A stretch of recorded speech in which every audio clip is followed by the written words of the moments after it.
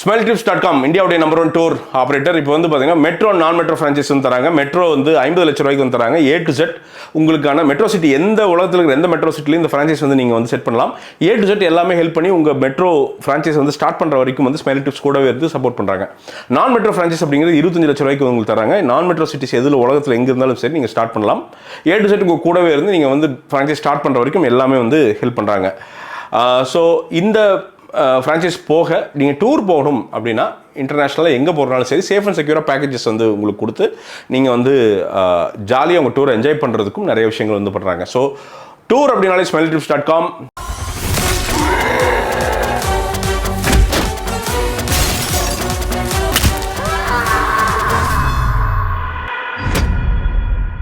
மாமன் நம்ம பிரசாந்த் பாண்டியராஜ் எடுத்த படம். நம்ம விலங்கு டைரக்டருங்க. வெப் சீரிஸு போட்டு சக்க போட்டுச்சுல அந்த படத்தோட டைரக்டர். எனக்கு அவர் ரொம்ப பிடிக்கும் பர்சனலாக. என்னென்னா ஒரு நல்ல அட்டகாசமான சிவபக்தன். அதுவும் போக வந்து ரொம்ப நேர்மையான ரொம்ப வந்து கிரவுண்டடான மனுஷன். ஒரு ஃப்ளாப்க்கு அப்புறம் அவர் நிறைய பேட்டிகள் இந்த விலங்குக்கு அப்போ பேட்டி தந்தார். அப்போ அந்த ஃப்ளாப் பற்றி சொன்னார். எங்கள் குடும்பத்திலே நிறைய பேருக்கு அந்த படம் பிடிக்கலங்க.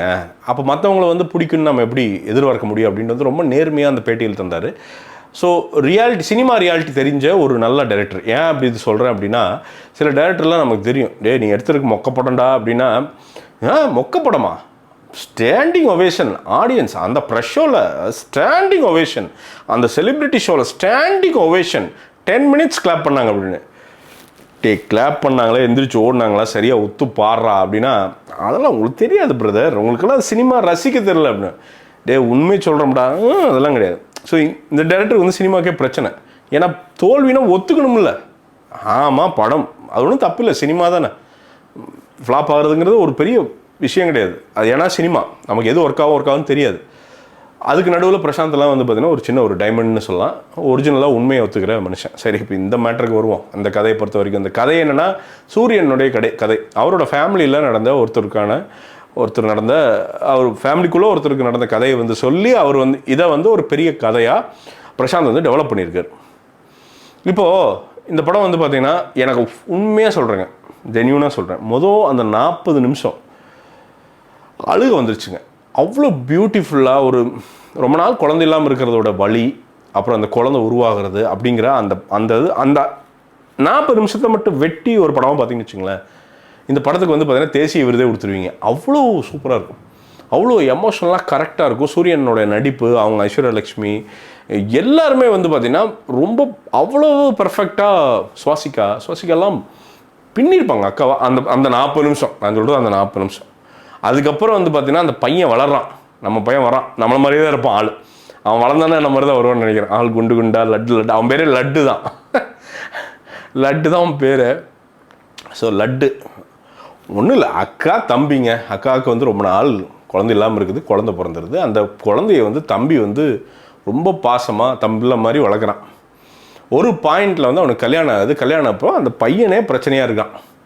வேணா கூடையே படுத்துக்கணுங்கிறான். என்ன இப்போ சம்பவங்கள் எதுவும் நடக்காமல் போயிடுது. அந்த காண்டெல்லாம் வந்து ஒய்ஃபுக்கு வருது. அதில் சண்டைகள் ஆரம்பிக்குது. இதில் எங்கே போய் முடியுது? இவ்வளோதாங்க படம். மேட்ரு இவ்வளோ தான். லைனாக பார்த்திங்கன்னா அது ஒன்றுமே கிடையாது.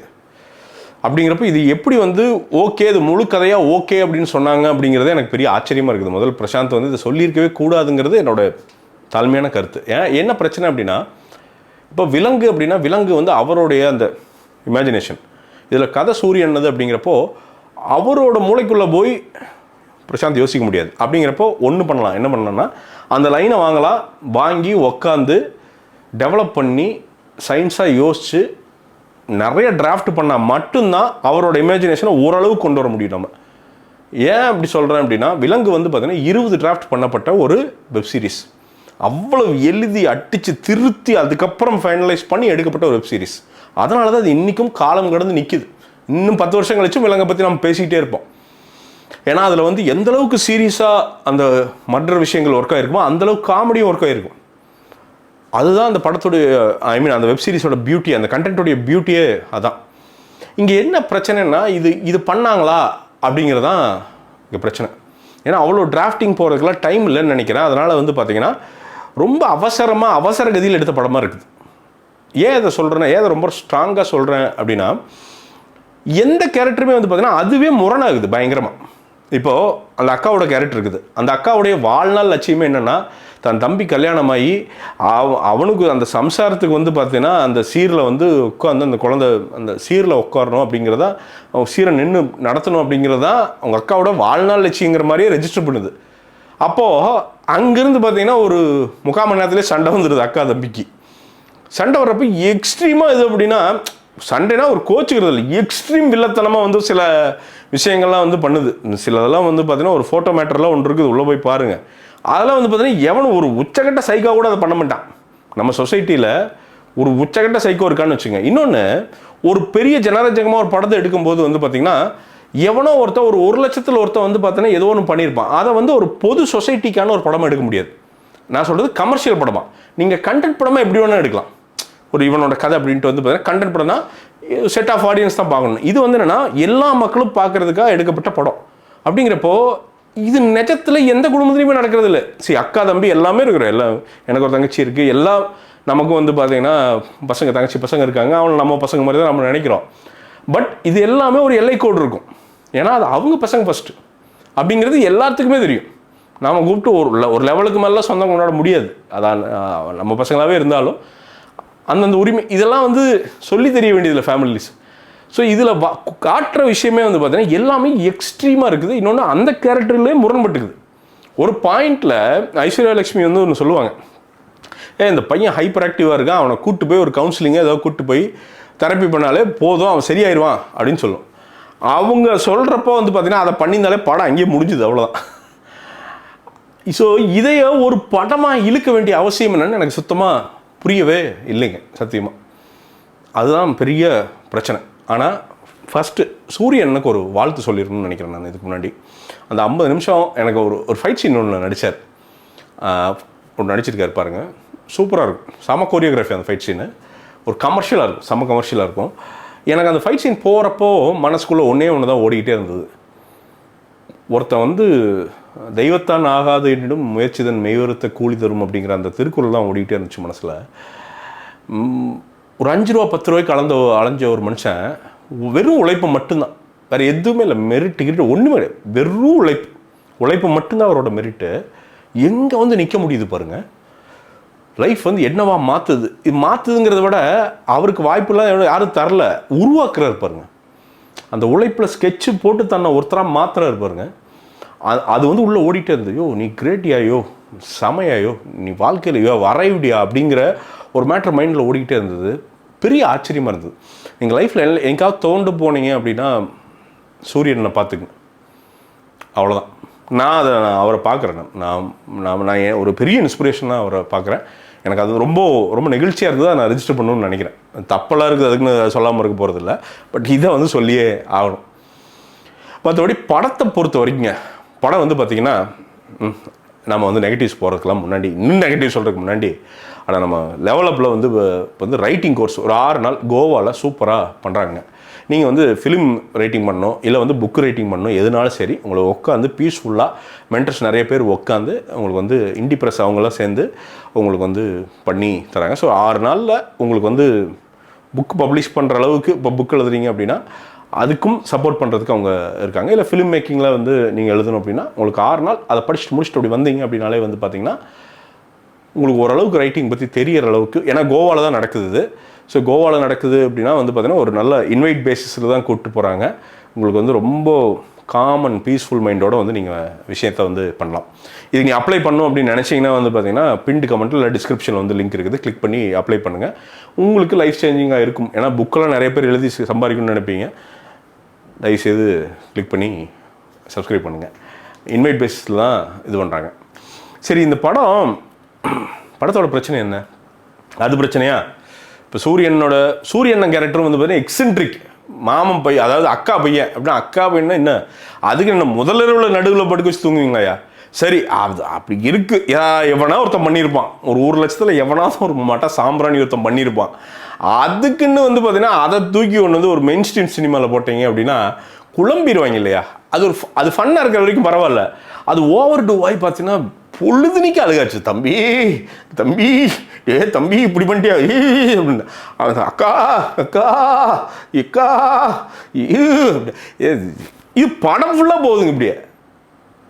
மாற்றி அழுக போட்டு இந்த சாரி எல்லாம் பார்த்தீங்கன்னா எனக்கு தெரிஞ்சு ட்ரெஸ் சேஞ்ச் வந்து பார்த்தீங்கன்னா அழுக்காய் மாத்திரம் வந்து கண்ணீர் பட்டு மாற்றிருப்பாங்கன்னு எனக்கு தொடச்சிட்டே இருக்க வேண்டியதான் பொண்ணுங்க அந்த கேரக்டருக்கு பூரா வந்து பார்த்தீங்கன்னா உச்சகட்ட சைக்கோ. சுவாசிக்காலாம் ஒரு பாயிண்ட்ல உச்சகட்ட சைக்கோ.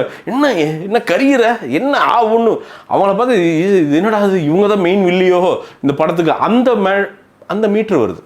ஸோ கேரக்டர் ஆர்க்கா கரெக்டாக பிடிக்கவே இல்லை. அதான் பிரச்சனை. பிரசாந்த் வந்து இந்த படத்தை 20 டிராஃப்ட், ஏன்னா அவர் மிகச்சிறந்த டைரக்டர், அதை வந்து அந்த முதல் 40 நிமிஷத்தில் அவர் காமிச்சிட்டார். ஆனால் அவர் எழுதவில்லைன்னா எழுதியிருக்கார், அதை நிறையா டிராஃப்டிங் பண்ணவில்லை, அதான் உண்மை. அதனால் அந்த 20 டிராஃப்டிங் பண்ணியிருந்தாருன்னா நிறையா இந்த பர்ஃபெக்டாக இருக்கும். அதுவும் போக உள்ள ராஜ்கிரண் சாரும் அவங்க மேடமெல்லாம் விஜய் மேடமெல்லாம் வராங்க, அது ஒட்டவே இல்லை அந்த சீக்வன்ஸ். அதை வந்து நமக்கு வந்து பார்த்திங்கன்னா நம்மளை வந்து வாண்டடை அழுங்க, ஐயோ அவங்க வந்து வயசானவங்க, அவங்க லவ் பண்ணுறாங்க, நமக்கு ஆரம்பிக்கும் போதே தெரியுது ஆஹா இவங்களுக்கு ஏதோ ஆக போகுதுடா அப்படிங்கிறது. நம்ம படம் ஆரம்பிக்கும் போது எவனோ ஒருத்தர் சாக போகிறான்டா, ஐயோ யாரா அவன் இந்த மைண்டில் செட் பண்ணிடுறாங்க. ஏன்னா அந்த பிஜிஎம்லாம் எஸ்ஸாம் அப்பாஸ் அவர் தான் வந்து மியூசிக் போட்டிருக்காரு. அவரை கூப்பிட்டு வந்து மியூசிக் போட வச்சு, அது பெரிய சம்பளமா தலைவனுக்கெல்லாம், அதெல்லாம் ஓகே. தமிழ் சென்சிட்டிவிட்டிக்கு அவர் போடவே இல்லையா, அது அங்கே தனியாக போயிட்டு இருக்குது, அந்த பக்கம் மியூசிக் தனியாக போயிட்டு இருக்குது, இங்கே எமோஷனல் சீன் போயிட்டு இருக்கு. என்னன்னா நீங்கள் அந்த மாமன் கனெக்ட் புரிஞ்சாதான் அதுக்கேற்ற மாதிரியான பிஜிஎம் வரும். இது ஒட்டவே இல்லை. எங்கள் தமிழ் மியூசிக் டைரக்டர் யாருமே இல்லையா. நான் அவரை அகைன் அவரோட ஒர்க்கை நான் குறை சொல்லவே இல்லை, இந்த படத்துக்கு சொல்கிறேன். நம்ம சென்சிபிலிட்டிஸ் புரிஞ்ச ஒரு டைரக்டர் வந்து ஒரு மியூசிக் டைரக்டர் உள்ளே இருந்தார் அப்படின்னா இன்னும் சிறப்பாக பண்ணியிருப்பாருங்க, சூப்பராக பிஜிஎம் பண்ணியிருப்பாங்களே. அது ஒர்க் அவுட் ஆகலைங்கிறது பெரிய விஷயம், பெரிய இது. நிறைய இப்போ பாலசரவணன்லாம் வந்து பார்த்திங்கன்னா ஒரு நல்லா அப்படி ஒரு ட்ராக் வருது, எங்கேயோ டப்புன்னு வெட்டின மாதிரி ஒரு ஃபீலிங் வருது. அந்த கேரக்டரே ஒரு முழுமேடையிலையோ அப்படிங்கிற ஒரு ஃபீலிங் வந்து நமக்கு வருது. இந்த மாதிரி நிறையாங்க இந்த படத்துக்குள்ள இப்படி சொல்லிக்கிட்டே போகலாம். டயலாக் பேசிக்கிட்டே இருக்காங்க, சீன் பண்ணல, டயலாக் அப்படி ஆஸ்பத்திரி டயலாக் அடுத்து வீடு டயலாக் போகுண்டாடே விட்டுருடாடே அப்படிங்கிற அந்த மீட்டர் வந்துருச்சு. இதுதாங்க படம், சத்தியமாக இதுதான் இருந்தது. அப்பா மாமா விட்டுறா அப்படிங்கிற அந்த ஃபீலிங்கில் தான் நம்ம வெளில படத்தை முடிச்சுட்டு வந்தோம். ஸோ இதுதான் படத்தை பொறுத்த வரைக்கும் ஓடலாங்க. நீங்கள் ஃபேமிலியாக போனால் மேபி ஏதாவது இந்த அண்ணன் தங்கச்சி சென்டிமெண்ட்லாம் இருந்ததுன்னா வந்து கண்ணை கசிக்கிட்டு வரலாம். இது வந்து ஒர்க் ஆகாது அப்படின்லாம் சொல்ல விரும்பல. பட் நமக்கு வந்து வேலை செய்யலை பிரசாந்த். நம்ம நண்பர் தான், நம்ம தெரிஞ்சவர் தான், அதனால தான் உரிமையோடு இன்னும் சொல்கிறோம். அவர் இது கிடையவே கிடையாது. அவர் கிடையவே கிடையாது. அவர் வந்து எழுதி எடுத்தாருன்னா அந்த படம் வேறு மாதிரி இருக்கும். இது வந்து இன்னும் வேலை செஞ்சுருக்கணும், செய்யலை. அதனால தான் வந்து பெருசாக ஒட்டலை, ஆடியன்ஸ் கூட ஒட்டலை. அதாங்க, கண்டிப்பாக போய் பாருங்கள். பார்த்துட்டு என்னென்னு எனக்கு வந்து இந்த கமெண்ட் செக்ஷனில் வந்து சொல்லுங்கள். இது வந்து ரோட் சவுத்துங்க, என்னோடய பிராண்டு. ரொம்ப பேஸ்லேருந்து உருவாக்குறோம், மேனுஃபேக்சர் பண்ணுறோம். பேண்ட்டு, டிஷர்ட்ஸு, ஷார்ட்ஸு, உங்கள் கிட்ஸுக்கு தேவையானது எல்லாமே இருக்குது. ரொம்ப அஃபோர்டபுள் ரேட்ஸ்க்கு தரோம், நல்லா பண்ணுறோம். உங்கள் ஒரு பர்ச்சேஸ் அப்படிங்கிறது எங்களை அடுத்த லெவல் கொண்டு போகும். நீங்கள் தான் எங்களோட பெரிய சப்போர்ட். ஸோ பாருங்கள். மீண்டும் ஒரு விமர்சனம், முன்னோட்டம் இல்லாட்டி வீடியோட உங்களை சந்திக்கிறேன். நன்றி, வணக்கம்.